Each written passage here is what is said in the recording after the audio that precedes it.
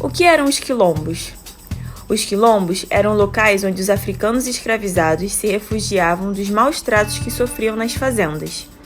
Os africanos começaram a ser trazidos para o Brasil para trabalharem como escravizados por volta de 1560 e passaram cerca de 328 anos dessa forma, até a princesa Isabel assinar a Lei Áurea em 13 de maio de 1888, lei que extinguiu a escravidão no Brasil, não sem antes ter muita luta de negros escravizados e libertos.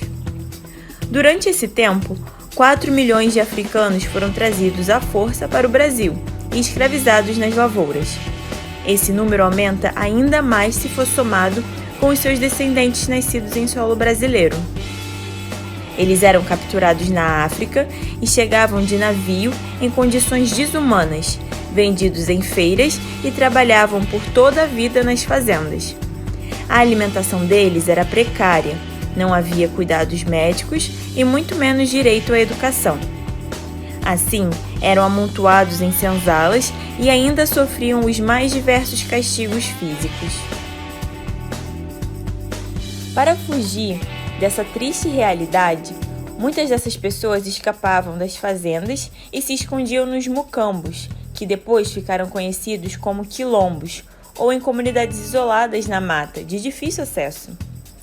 Podemos citar o Quilombo dos Palmares como o maior e mais famoso quilombo do Brasil.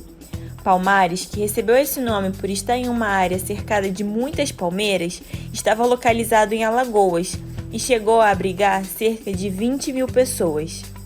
Seu líder era Zumbi dos Palmares, uma das figuras mais conhecidas no que se refere à resistência dos escravizados negros no Brasil.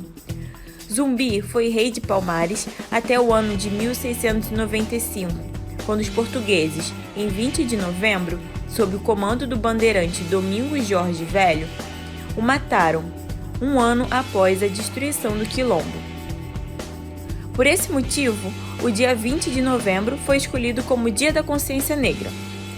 A palavra quilombo tem origem em uma língua derivada do banto e significa local para descanso. Essa palavra traduz bem o desejo dos povos africanos, já que buscavam refúgio e proteção nesses locais. Era para lá que eles iam quando fugiam das fazendas, dos castigos e dos maus tratos. Ali, eles se organizavam em comunidade, construíram suas próprias casas, produziam seus próprios alimentos e defendiam de ataques de grupos que desejavam lucrar, recuperando escravizados que haviam sido perdidos pelos fazendeiros. Culturalmente falando, era um local onde os africanos e seus descendentes tentavam resgatar traços de sua cultura, como as tradições, as festas, as práticas religiosas, as danças, entre outros. Os quilombos eram sinônimo de transgressão à ordem escravista.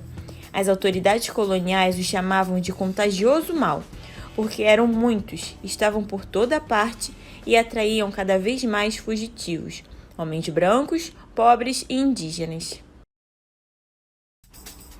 Comunidades quilombolas atuais. Com a assinatura da Lei Áurea, a escravidão chegou ao fim no Brasil.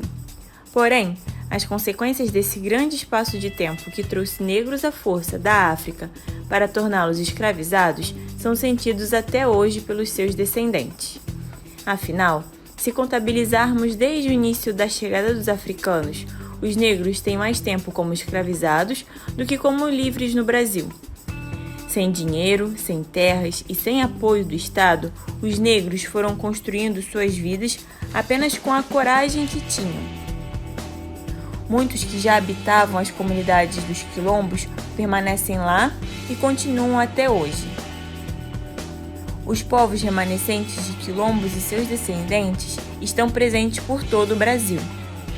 A maioria dessas comunidades ainda busca viver de maneira simples, fugindo da urbanização e se dedicando à agricultura e à valorização de suas tradições culturais originais.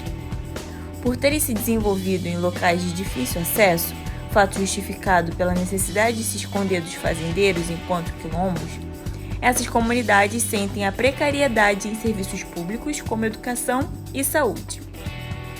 Garantir aos descendentes dos africanos escravizados boas condições de vida para que eles se desenvolvam no Brasil ainda é o grande desafio, mas a conscientização de que esses povos foram vítimas de uma prática desumana, como a escravidão, já é um grande começo. Segundo o historiador Flávio Gomes, onde houve escravidão, houve resistência.